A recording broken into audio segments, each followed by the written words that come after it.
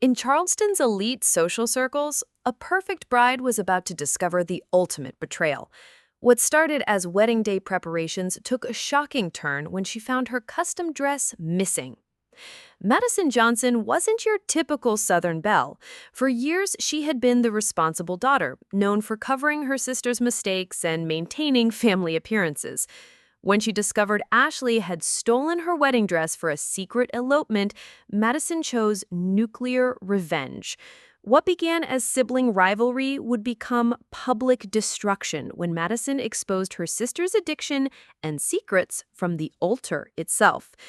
Before we jump back in, tell us where you're tuning in from, and if this story touches you, make sure you're subscribed because tomorrow I've saved something extra special for you. Madison Johnson's eyes opened at precisely 5:30 a.m. as they had every morning for the past 3 weeks. No alarm needed. Her body had memorized the countdown to this moment, her wedding day. She lay still for a heartbeat, listening to the pre-dawn quiet of the sprawling Charleston estate, before the familiar weight of expectations settled across her chest like a lead blanket. The house would be buzzing within the hour. Patricia had orchestrated this day with military precision, and Madison knew better than to deviate from the timeline taped to her bathroom mirror. She reached for her phone, scrolling through the detailed schedule one final time. Hair at 7, makeup at 9, photography at 10:30, the ceremony at 4. Every minute accounted for, every detail planned to perfection. But perfection, Madison had learned, was a moving target that always seemed just out of reach. She padded downstairs in silk pajamas, her bare feet silent on the polished hardwood. The caterers were already moving through the kitchen like ghosts, arranging silver trays and checking warming stations. The florist's assistant knelt in the foyer, adjusting the massive arrangement of white peonies and garden roses that would serve as the ceremony backdrop. She paused to watch her work, noting how the woman's hands moved with practiced confidence, shaping beauty from chaos. "Miss Johnson," the florist looked up with a smile, "everything's going beautifully. The altar arrangements will be in place by noon." "They're perfect," Madison replied, though she could already see her mother's inevitable adjustments in her mind. Patricia Johnson had built her identity around orchestrating perfection, and today was her masterpiece. "Morning, sweetheart." Patricia kissed Madison's cheek, her perfume enveloping them both in clouds of Chanel. "How did you sleep?" "Fine," Madison lied. She'd been awake since 3, running through mental checklists and imagining everything that could go wrong. "Where's Daddy?" "Conference call with Hong Kong. He'll be down soon." Patricia's voice carried the slight edge it always held when discussing Robert's work schedule. Even today, business came first. "Have you heard from Ashley?" The question Madison had been dreading. She glanced at her phone again, scrolling through empty message threads. "Not yet. She's probably sleeping in." Patricia's lips tightened almost imperceptibly. "Today is not the day for Ashley's dramatics. I specifically told her to be here for breakfast at 7. Madison felt the familiar knot form in her stomach. Ashley's absence was like a missing tooth, something her tongue couldn't stop worrying about. "She'll be here, Mother. She knows how important today is." "Does she?" Patricia's voice was silk wrapped around steel. "Because important days seem to be when your sister chooses to disappear." Before Madison could respond, the front door opened and Christopher Reynolds stepped through, bringing the morning warmth with him. He wore khakis and a Britain-down, his sandy hair still damp from the shower, and the sight of him made Madison's chest loosen for the first time that morning. "Ladies," he said, that easy smile spreading across his face. "I hope I'm not interrupting anything crucial." "Christopher, darling." Patricia's demeanor shifted immediately, becoming all Southern charm. "You know you're always welcome, though technically you shouldn't be seeing the bride today until the ceremony." "Old wives' tale," Christopher said, moving to Madison's side and kissing her temple. His hand found hers, warm and steady. "Besides, I brought reinforcements." His groomsmen filed through the door behind him. His brother James, his law school roommate Pierce, and his cousin Bennett, all cut from the same Charleston establishment cloth, all comfortable in spaces like this. They exchanged pleasantries with Patricia, who beamed at their impeccable manners and proper bloodlines. Madison watched Christopher work the room, noting how naturally he fit into her mother's vision of perfection. He was everything Patricia had hoped for in a son-in-law: successful, from an old family, comfortable with the expectations that came with their social circle. Sometimes Madison wondered if that compatibility was what had drawn her to him, or if she'd simply learned to love what was expected of her. "Where's Ashley?" Christopher asked quietly, leaning close to her ear. "Running late," Madison replied, the automatic response she'd been giving all morning. His eyes studied her face with the attention of someone who'd learned to read her carefully. "You worried?" "I'm fine." Another lie, but one she'd perfected over 28 years of being the responsible daughter. "Everything's under control." The caterer appeared from the kitchen, looking slightly frazzled. "Mrs. Johnson, we need to discuss the seating arrangements for the cocktail hour. The band is setting up where you wanted the bars and—" "Handle it!" Patricia snapped, then caught herself. "I mean, let me come look. Darling, why don't you get ready for your hair appointment? And please call Ashley." "Again?" Madison nodded, already reaching for her phone as Patricia swept away with the caterer. The groomsmen had wandered toward the terrace, drawn by the promise of coffee and the morning view of the gardens. For a moment, it was just her and Christopher in the controlled chaos of preparation. "She'll show up," Christopher said, reading her thoughts. "Will she?" The words escaped before Madison could stop them, carrying more weight than she'd intended. Christopher's expression shifted, concern replacing his easy confidence. "Hey." He turned her to face him, his hands gentle on her shoulders. "Talk to me." Madison looked up at him, this man who would be her husband in 9 hours, and felt the familiar urge to smooth everything over, to be the perfect bride on the perfect day her mother had planned, to pretend that the growing knot in her stomach was just pre-wedding jitters. "I keep calling her," she said instead. "She's not answering." "When's the last time you talked to her?" Madison thought back. 3 days ago. She seemed off, distracted. But Ashley is always distracted by something. Christopher nodded, though his frown deepened. He'd witnessed enough Johnson family dynamics over the past 3 years to understand the careful choreography of enabling and denial that kept their household running. "Maybe she's just nervous about the maid of honor speech," he offered. "Maybe." Madison wanted to believe it, but something cold was settling in her chest. Ashley's absences always meant something. Her sister didn't just disappear without reason, especially not today. The grandfather clock in the hallway chimed 7 times, and Madison's phone buzzed with a text from her hairstylist. "On the way." Patricia's voice drifted from somewhere in the house, sharp with irritation as she directed the band setup. The florist's assistant was back at work, implementing the suggested changes with quiet efficiency. Everything was proceeding according to plan, except Ashley. From the kitchen doorway, Nana Dorothy appeared like a specter, moving slowly but with purpose. At 79, Robert's mother commanded respect through sheer force of will rather than volume. She wore a simple navy dress in pearls, her white hair pinned in an elegant chignon that hadn't changed style in 40 years. "Morning, children," she said, her voice carrying the faint rasp of age in too many years of cigarettes. Her sharp eyes swept over Madison and Christopher, taking inventory. "Big day." "Yes, ma'am," Christopher replied, his southern manners impeccable. Dorothy's gaze lingered on Madison. "You look peaked, dear. Wedding nerves?" "I'm fine, Nana." Dorothy's expression suggested she wasn't buying it. "Where's that sister of yours? Patricia's been fluttering around like a hen with a missing chick." Madison's phone buzzed again. Another vendor arriving, another detail to manage. The day was gaining momentum, pulling her along whether she was ready or not. "She'll be here," Madison said, though the words felt hollow even to her own ears. Dorothy studied her with those knowing eyes, the ones that had seen 3 generations of Johnson family drama unfold in this house. "Appearances matter, darling, but not as much as truth. Remember that today." Before Madison could ask what she meant, she was moving away, disappearing back into the house's depths with the same quiet authority she'd always carried. Christopher squeezed Madison's hand. "Come on, let's get you some coffee before the craziness really starts." Madison led him toward the kitchen, her phone already ringing with the hairstylist's arrival. The day was officially beginning, each moment clicking into place according to Patricia's master plan. But as they walked past the front door, Madison found herself glancing outside, searching the circular driveway for any sign of Ashley's beat-up Honda.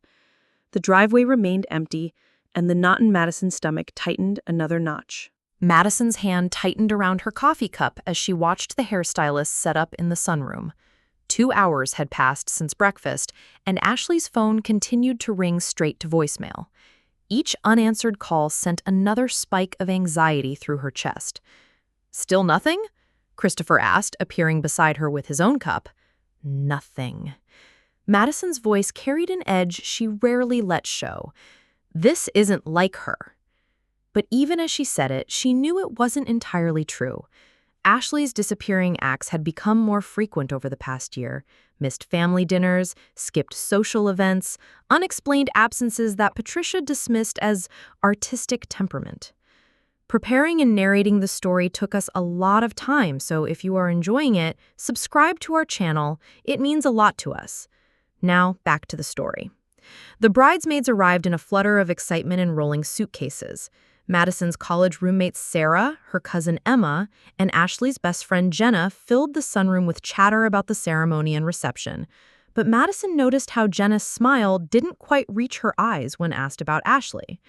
"Has anyone talked to Ashley recently?" Madison asked, trying to keep her tone casual. The girls exchanged glances. Sarah busied herself with her makeup bag. Emma suddenly found her phone fascinating. "Jenna," Madison pressed. Jenna shifted uncomfortably, her hands fidgeting with her bridesmaid's dress. "She's been going through some stuff lately. You know Ashley." "What kind of stuff?" She seemed stressed about something, said she needed space to figure things out." Jenna's words were careful, measured. "I thought maybe it was about Tyler." Madison felt ice settle in her stomach. Tyler Mitchell was exactly the kind of man Patricia would describe as unsuitable, a struggling musician with tattoos and a motorcycle. Ashley had been secretive about their relationship, which only made the family more suspicious. "What about Tyler?" Christopher asked. "I don't know. She just said things were complicated." Jenna looked miserable. "Madison, I'm sure she'll be here. She wouldn't miss your wedding." Patricia's voice carried from the hallway, sharp with irritation. "Robert, did you give Ashley money this week?" Robert's father appeared in the doorway, looking uncomfortable. "She said it was an emergency." "What kind of emergency?" Patricia's tone could have frozen champagne. "I didn't ask." Robert's defensive posture spoke volumes about the family's unspoken agreements. Don't ask too many questions about Ashley's emergencies. Madison excused herself from the bridesmaids and found her parents in the hallway. Patricia's perfectly composed facade was showing stress fractures. "This is exactly what I was afraid of. Today, of all days." "She'll show up," Robert said, but his voice lacked conviction. Madison felt the familiar weight of responsibility settle on her shoulders. Once again, she was the one managing Ashley's chaos, protecting the family's image, keeping everything together. "I'll handle it," she heard herself say. "No." Patricia's voice was firm. "Today is about you, not Ashley's dramatics." But even as she said it, she knew it wasn't entirely true. Ashley's disappearing acts had become more frequent over the past year. Climbing the stairs to the bridal suite 4 hours before her ceremony was set to begin, the morning's anxiety had crystallized into something harder, a certainty that something was terribly wrong. She needed to see her dress, to hold on to something tangible and perfect in a day that felt increasingly unstable. The bridal suite door was slightly ajar, which struck her as odd. Patricia had insisted it remain locked, protecting Madison's custom Vera Wang gown from any possibility of damage or premature viewing. Madison pushed the door open, expecting to see the familiar sight of her dress hanging in its protective bag, waiting for the moment she would transform into a bride. The empty garment bag swayed slightly in the air-conditioning breeze. Madison stared at the vacant hanger, her mind refusing to process what she was seeing. She yanked open the closet door, searching frantically through the other hanging items. The protective covering lay crumpled on the floor like discarded skin. "No, no, no!" The words escaped as a whisper, then grew louder. "No!" She tore through the room, checking behind furniture, in drawers, anywhere the dress might have been moved for safekeeping. But the sinking certainty in her chest told her what her mind didn't want to accept. Her phone buzzed with an incoming call. Tyler's name flashed on the screen. "Tyler?" Madison's voice was barely controlled. "Madison, I'm so sorry. I didn't know. She said you wouldn't mind, that it was just borrowing, but now I see. Where is she?" Madison's world narrowed to the single point of fury. "We got married this morning at the courthouse. She wore. God, Madison, I didn't realize it was your actual wedding dress until afterwards." The phone slipped from Madison's numb fingers, clattering against the hardwood floor. Ashley had stolen her wedding dress. Not just borrowed, not just taken, stolen it for her own secret ceremony, using Madison's perfect day as cover for her own impulsive decision. The betrayal cut deeper than Madison had thought possible. Years of covering for Ashley, making excuses, cleaning up her messes. And this was how her sister repaid her? On the most important day of her life, Ashley had taken the one thing that was supposed to be purely Madison's. Christopher appeared in the doorway, took one look at Madison's face and the empty garment bag, and understood immediately. "How could she?" Madison's voice broke on the words. "How could she do this to me?" But even as she asked, Madison knew the answer. Ashley had always taken what she wanted. Consequences be damned. The golden child versus the wild child. The responsible one versus the free spirit. And Madison had always been the one to pay the price. Not this time. This time, Ashley would learn what betrayal felt like. Madison stood in the center of the bridal suite, staring at the empty garment bag, and felt something cold and calculating settle into her chest where her heart used to be. Christopher was speaking, words of comfort, suggestions about alternatives, promises that everything would work out, but his voice seemed to come from very far away. 2 hours until the ceremony, 200 guests already on their way, a lifetime of playing the perfect daughter, the responsible sister, the accommodating bride, for what? So Ashley could steal her most important moment without consequence? "Madison?" Christopher's hand touched her shoulder. "We can postpone. We can find another dress. This doesn't have to ruin everything." She turned to face him, and he stepped back at whatever he saw in her eyes. "No," Madison said quietly. "We're not postponing anything." Patricia burst through the door, having heard the commotion, her face already calculating damage control. "What's happened? Where's the dress?" "Ashley took it," Madison said, her voice eerily calm. "For her own wedding." Patricia's face cycled through shock, rage, and mortification in rapid succession. She wouldn't. She couldn't be that selfish. She could. She was. She did. Each word fell like stones into still water. Madison moved to her laptop, opening it with steady hands. But Ashley isn't the only one with secrets. "Madison, what are you doing?" Christopher's voice carried warning. She pulled up Ashley's social media accounts, scrolling through months of posts with new eyes. The erratic posting patterns, the late-night philosophical ramblings, the pictures where Ashley's eyes looked glassy and unfocused. Madison had explained it all away as artistic temperament, but now she saw the truth her family had been desperately hiding. Her phone buzzed with a text from her mother's friend, Dr. Rebecca Martinez. "Heard about the wedding commotion. Is Ashley okay? I'm worried about her recent state of mind." Madison stared at the message, pieces clicking together. Dr. Martinez, a therapist. Ashley's recent state of mind, the family friend who'd been asking subtle questions about Ashley's well-being for months. "She's been seeing Dr. Martinez," Madison said aloud. Patricia's face went white. "That's confidential." "For Ad Excelsior Counseling.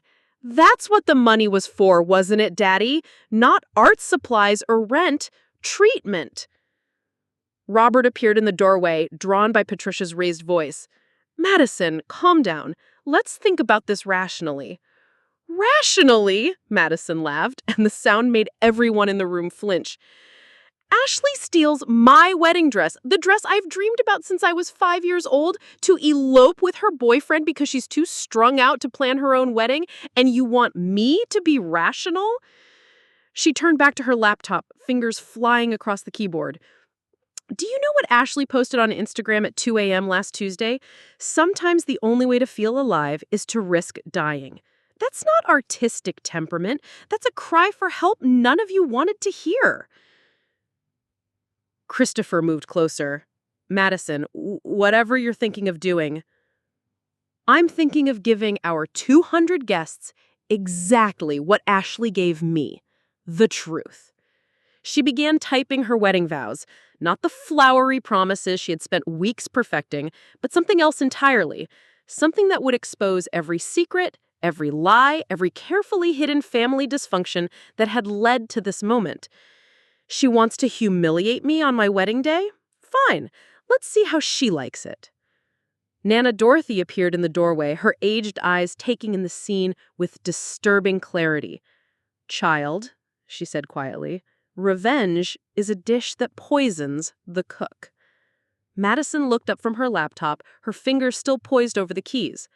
"Then I guess we'll all be eating poison today."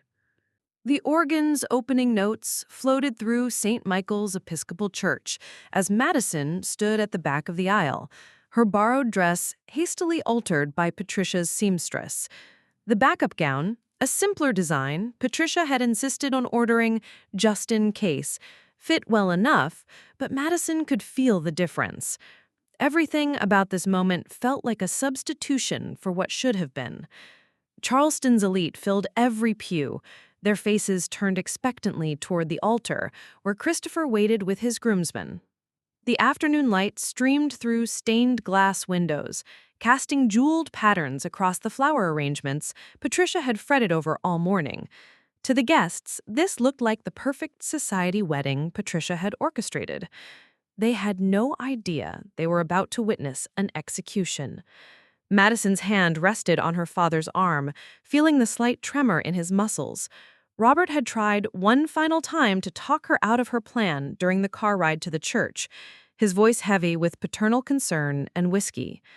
"Sweetheart, whatever Ashley did, destroying her publicly won't undo it. It'll just create more pain." "She created the pain," Madison had replied, her voice steady as stone. "I'm just returning it to sender." Now, as the processional began, Madison caught sight of Christopher's face at the altar. Even from this distance, she could see his tension, the way his jaw was set too tight. He knew what she was planning, and his moral discomfort radiated across the church like heat from a fire. The bridesmaids moved down the aisle in their blush-colored gowns, Sarah, Emma, and Jenna, with the conspicuous absence of the maid of honor. Madison had assigned Jenna to take Ashley's place, but the empty space where her sister should have been walking felt like an open wound. As Madison began her own walk down the aisle, she scanned the congregation with predatory precision. The Hammonds in the third row, who'd whispered about Ashley's artistic phases at last year's Christmas party, the Belmonts, who'd made pointed comments about family stability when Christopher announced his engagement, Mrs. Whitmore from the Junior League, who'd always looked at Ashley like she was a stain on the Johnson family reputation. They were all here, dressed in their finest, ready to celebrate what they believed was Charleston society's wedding of the season. Madison's smile felt like glass as she nodded to familiar faces, accepting their beaming approval. Halfway down the aisle, she spotted them. Ashley and Tyler had slipped into the back pew, trying to blend into the crowd. Ashley wore a hastily thrown-on navy dress over what Madison could now see were the remnants of her wedding gown, a piece of delicate lace visible at the neckline, a smudge of what looked like courthouse dust on the hem. Her hair was disheveled, her makeup smeared, and her eyes held the glassy brightness that Madison now recognized as something more dangerous than tears. Their eyes met across the church, and Ashley's face crumpled with what might have been guilt, or remorse, or desperation.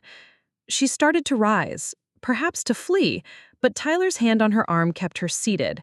Madison's smile never wavered as she continued her procession, but inside, satisfaction burned cold and bright. Ashley had come. Of course she had. She couldn't resist the drama, couldn't stay away from the chaos she had created. Perfect.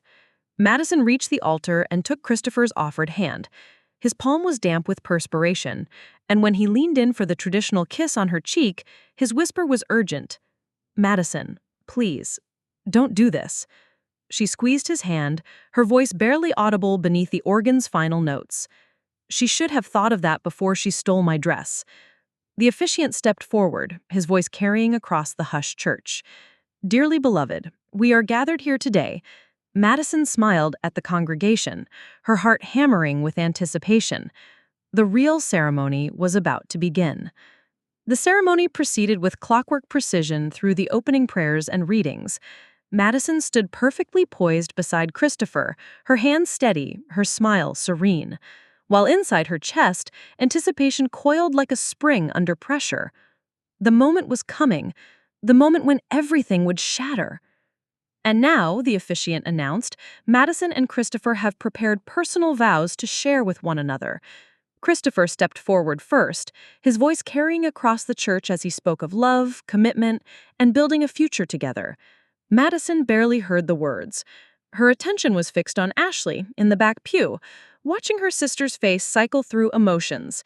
Guilt, anxiety, hope that maybe Madison didn't know about the dress theft? That hope was about to die. When Christopher finished, the officiant turned to Madison with an expectant smile. "Madison?"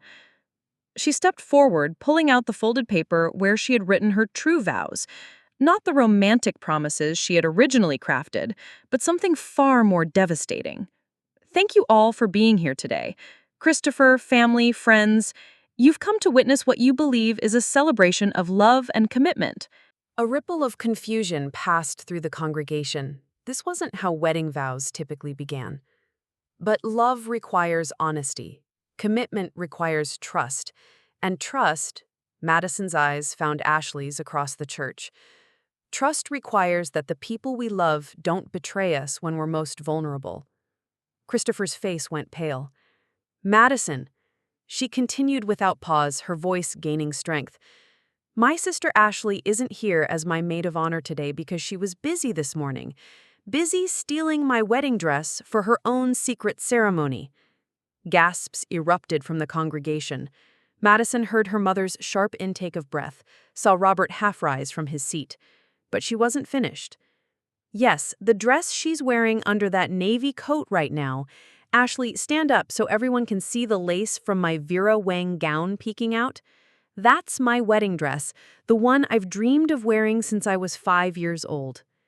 Ashley shot to her feet, her face crumbling, Tyler pulling at her arm, but the crowd's murmur had become a buzz of shock and judgment, trapping her in place like a butterfly pinned to a board.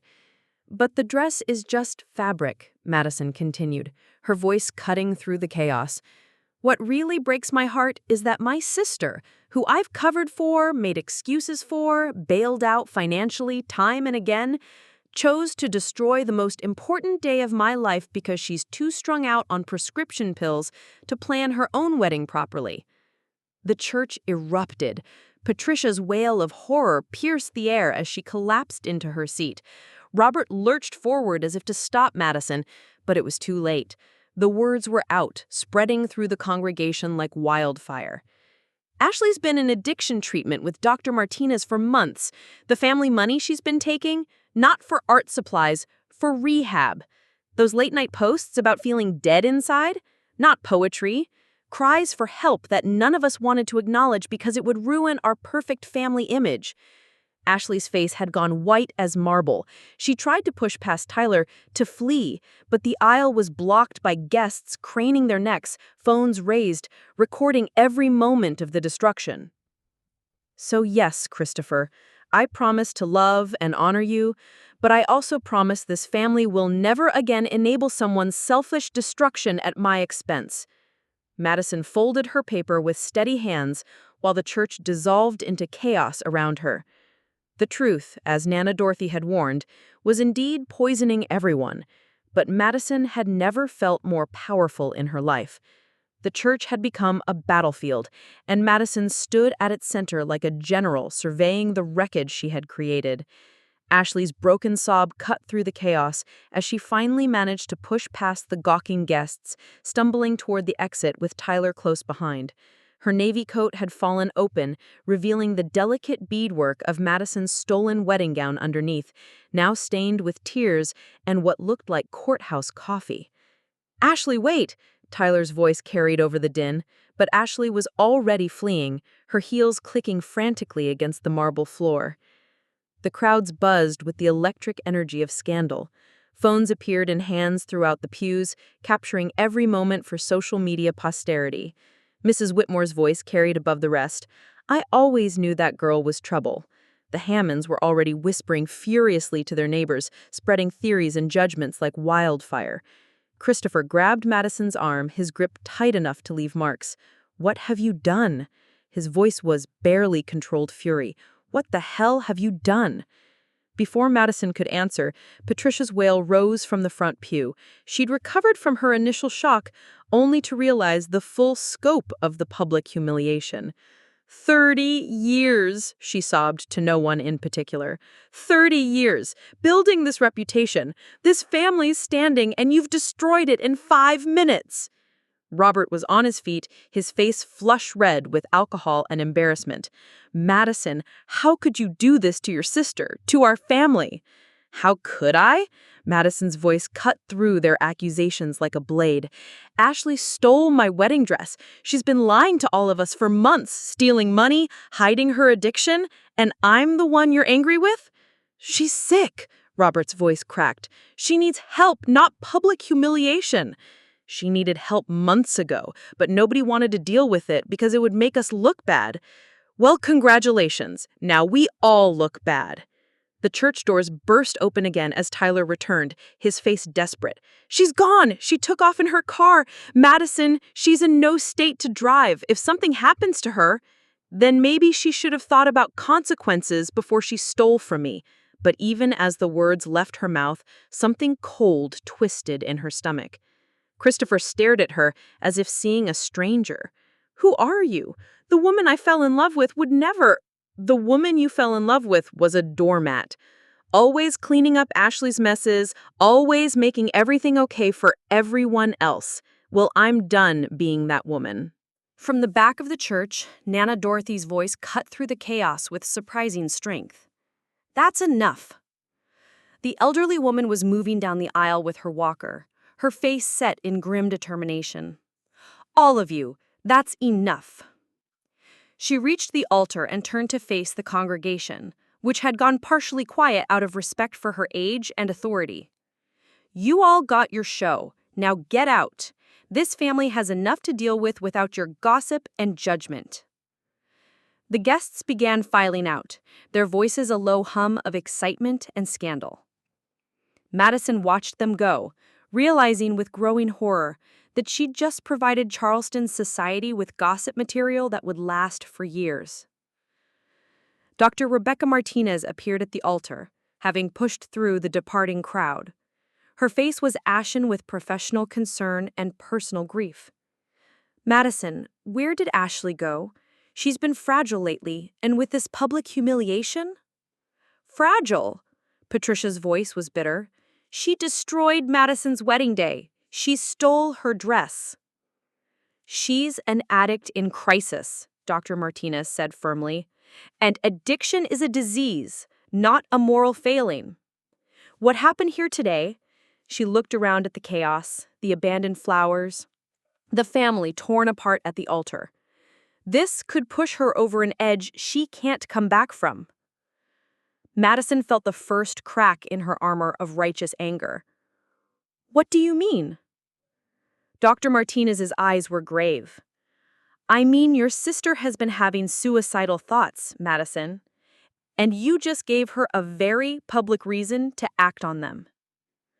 The church fell silent, except for Patricia's renewed sobbing. Madison stared at the therapist, the weight of her actions finally beginning to settle on her shoulders like lead. No, she wouldn't." But even as she said it, Madison remembered Ashley's late-night Instagram post. "Sometimes the only way to feel alive is to risk dying." Christopher's hand found hers, no longer angry, but desperate. "We need to find her. Now." 3 days had passed since the wedding that never was. Madison sat in the Charleston General Hospital waiting room, still wearing the wrinkled bridesmaid dress she'd thrown on when the call came. Ashley had been found unconscious in her car at Folly Beach, an empty bottle of prescription pills on the passenger seat, and Madison's wedding dress draped across the back seat like a shroud. The overdose hadn't been intentional, or so the doctors claimed. Ashley was disoriented, dehydrated, and dangerously high when a jogger found her at sunrise. But intentional or not, the result was the same. Ashley fighting for her life, while Madison faced the possibility that her revenge had nearly killed her sister. Christopher sat beside her, but the space between them felt like an ocean. He'd stayed through the crisis, canceled their honeymoon, fielded calls from concerned family and friends, but Madison could see the questions in his eyes, the way he looked at her now, like he was trying to reconcile the woman he'd loved with the one who'd stood at that altar and methodically destroyed another human being. "The doctor says she's stable," he said quietly, not really talking to Madison, but filling the silence that had become their constant companion. Madison nodded, her throat too tight for words. Stable. Such a clinical term for someone whose life had imploded in spectacular fashion. Patricia entered the waiting room carrying coffee cups and the hollow expression of someone who'd aged years in days. Her perfect composure was gone, replaced by the raw vulnerability of a mother whose child was fighting addiction and suicidal ideation, while the other child had become a stranger. "Any change?" Patricia asked, settling into a chair across from them. "No." Madison's voice came out as a whisper. Robert appeared behind his wife, moving with the careful precision of someone who'd given up drinking 3 days too late. His eyes were red-rimmed from crying and exhaustion, and when he looked at Madison, she saw something she'd never seen before. Disappointment so profound, it made her want to disappear. "Tyler's been here all night," Robert said. "Kid won't leave her side." The accusation hung unspoken in the air. Tyler, the unsuitable boyfriend, was showing more loyalty and love than Ashley's own sister had. "I didn't know," Madison said, the words she'd been repeating like a mantra for 3 days. "Yes, you did." The voice belonged to Nana Dorothy, who appeared in the doorway with her walker, looking frail but determined. "You all knew. You just chose not to see it." She settled in a chair with difficulty, her aged eyes moving from face to face. "Your sister was drowning, and instead of throwing her a life preserver, you threw her an anchor." "She stole my wedding dress," Madison said weakly, the justification sounding more pathetic each time she repeated it. "She made a mistake," Dorothy replied sharply. "You made a choice. There's a difference." Dr. Martinez appeared in the doorway, her professional composure intact, but her eyes tired. "She's awake, asking for Madison." The family looked at each other uncertainly. Madison hadn't been allowed to see Ashley since the overdose, partly due to medical restrictions, partly due to Tyler's protective interference, and partly due to Madison's own cowardice. "I don't know what to say to her," Madison admitted. "Start with sorry," Christopher said, his first real words to her in hours. Madison walked down the hospital corridor on shaking legs, each step carrying her closer to a reckoning she wasn't prepared for. The room was dim, machines beeping steadily, and Ashley looked impossibly small in the hospital bed. Tyler sat beside her, holding her hand, his eyes red from crying and sleeplessness. When Ashley saw Madison, her face crumpled. "I'm sorry," she whispered, her voice hoarse from the tubes they'd removed that morning. "I'm so sorry about the dress. I never meant to hurt you." Madison stared at her sister, broken, fragile, apologizing for a crime that seemed insignificant compared to what Madison had done in return. The words stuck in her throat, too big and too terrible to speak. "I almost killed you," Madison finally whispered. Ashley's grip tightened on Tyler's hand. "No, I almost killed myself. You just gave me permission." The honesty was more devastating than any accusation could have been. Madison sank into the chair on Ashley's other side, reaching tentatively for her sister's free hand. "How do we fix this?" Ashley's smile was broken, but real. "I don't know, but maybe we start by telling the truth. All of it this time." For the first time in 3 days, Madison began to cry. 3 months after the wedding catastrophe, Madison sat in Dr. Martinez's office, her hands folded carefully in her lap as she waited for Ashley to arrive for their joint therapy session. The room had become familiar. Soft lighting, comfortable chairs, tissues strategically placed within reach. A sanctuary where the Johnson family was slowly learning to excavate the truth from decades of careful burial. Madison barely recognized the woman she'd been on her wedding day. The perfectly composed bride had been replaced by someone rawer, more honest, but infinitely more fragile. Individual therapy had stripped away layers of defensive armor she hadn't even realized she was wearing, forcing her to confront the truth about her need for control, her resentment toward Ashley, and her own role in the family's toxic dynamics. "How are you feeling about today's session?" Dr. Martinez asked as she settled into her chair across from Madison. "Terrified." Madison admitted that it had taken weeks of therapy to learn that honesty, even uncomfortable honesty, was safer than the elaborate emotional performances she'd been giving her entire life. The door opened, and Ashley entered, followed by Tyler. Madison's sister looked different, cleaner, steadier, but still heartbreakingly fragile. 3 months of intensive treatment had given Ashley tools for managing her addiction, but recovery, Dr. Martinez had explained, was a lifelong process. "Hi," Ashley said softly, settling into the chair beside Madison. The simple greeting carried weight. It was the first word Ashley had spoken directly to her sister in weeks. "Hi," Madison replied, her voice barely above a whisper. Tyler took the chair in the corner, his presence a quiet reminder that Ashley had someone in her corner who loved her unconditionally. His loyalty throughout the crisis had been unwavering, even when the Johnson family had initially blamed Tyler for Ashley's problems. Madison had come to realize that Tyler might be the healthiest relationship any of them had. "Ashley's been working hard on her recovery," Dr. Martinez began. "She's completed 30 days of inpatient treatment and has been consistently attending outpatient sessions and NA meetings. How has that felt, Ashley?"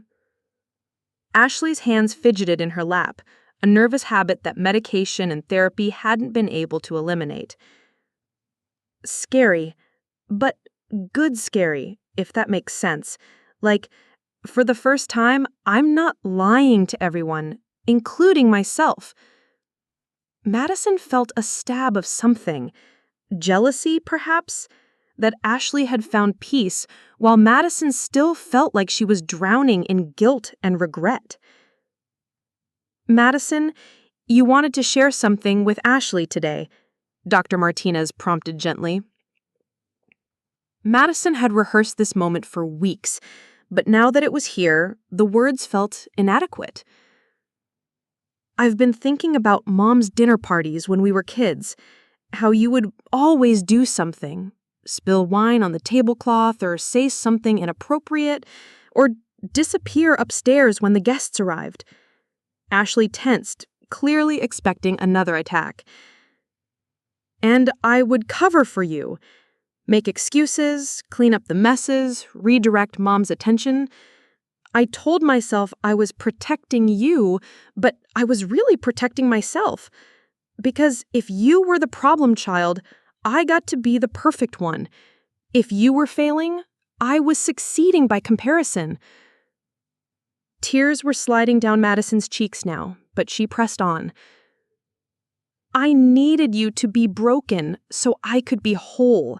And when you started getting better, when you found Tyler and started trying to change, it threatened everything I'd built my identity on. Ashley was crying now too. Madison. Let me finish, Madison said, her voice stronger. The dress was just the excuse I'd been looking for. A reason to destroy you that would make me look like the victim instead of the person who'd been using your pain to feel better about herself for years. The room was silent except for the soft sound of crying. Tyler reached over to squeeze Ashley's hand, his eyes bright with unshed tears. I almost killed you because I couldn't stand the thought of not being the good daughter anymore, Madison whispered. And I'm so sorry. I'm so fucking sorry, Ashley. Ashley stood up suddenly, and for a moment, Madison thought she was leaving. Instead, she crossed the small space between their chairs and pulled Madison into a fierce hug. I forgive you, Ashley whispered into Madison's hair. I forgive you, and I need you to forgive me too. They held each other and cried, years of competition and resentment finally giving way to something more honest. It wasn't love yet, that would take time, but it was the foundation love could be built on. When they finally separated, Dr. Martinez was wiping her own eyes. This is beautiful progress, but Ashley, I want to check in with you about how this feels. Sometimes in recovery, we can rush to forgive because it feels easier than sitting with justified anger. Ashley considered this, her newfound commitment to honesty evident in the careful way she chose her words. I'm angry, she said finally. What Madison did was cruel and could have killed me. But I'm also tired of carrying anger. It's part of what made me sick in the first place. She turned to Madison. I want to forgive you, but I need you to prove you've really changed, not just with words, but with actions. Madison nodded, feeling something settle into place in her chest. What do you need from me? Time, Ashley said simply. Time to rebuild trust. Time to show that you see me as a person, not just as your broken sister. Time to prove that you won't use my mistakes against me the next time you're hurt or scared. I can do that, Madison said, and meant it. Christopher had been attending some of these sessions, working through his own questions about who Madison really was and whether their relationship could survive the revelation of her capacity for cruelty. The work was hard, but they were both committed to finding out if love could grow deeper through honesty rather than despite it. As the session ended and they prepared to leave, Ashley turned to Madison one more time. Will you come to my meeting tonight? It's an open NA meeting. I'd like you to understand what recovery looks like. Madison nodded, feeling the first stirring of hope she'd experienced in months. I'd like that very much. Outside Dr. Martinez's office, the Charleston sun was setting, painting the sky in shades of pink and gold. The Johnson family still had a long way to go, but for the first time since the wedding disaster, they were walking in the same direction. 6 months after the wedding disaster, Madison stood in Nana Dorothy's garden wearing a simple ivory dress. No designer gown, no elaborate train, just honest beauty. Ashley approached carrying a bouquet of wildflowers, her 6-month sobriety chip pinned discreetly to her dress. Ready? Ashley asked, taking her place as maid of honor. Madison nodded, feeling peace settle in her chest. This ceremony, intimate, authentic, attended only by family and close friends, represented everything the first wedding hadn't been. Christopher waited at the makeshift altar, his smile genuine and unforced. The vows Madison spoke this time were different. They acknowledged pain, growth, and the hard work of loving imperfect people. She spoke about forgiveness, both giving it and receiving it, and the courage required for second chances. When Ashley gave her speech about recovery and family healing, there wasn't a dry eye in the small gathering. Patricia and Robert, who'd been attending their own therapy sessions, held hands and cried openly. As the sun set over Charleston, the Johnson family gathered around a single table, sharing stories and laughter. The work wasn't finished, it never would be completely, but they'd learned something valuable. Love wasn't about maintaining perfect appearances. It was about showing up honestly, even when it was uncomfortable, especially when it was uncomfortable. Madison looked around at her family, broken but healing, and smiled. They were finally whole. Up next, you've got two more standout stories right on your screen. If this one hit the mark, you won't want to pass these up. Just click and check them out. And don't forget to subscribe and turn on the notification bell so you don't miss any upload from us.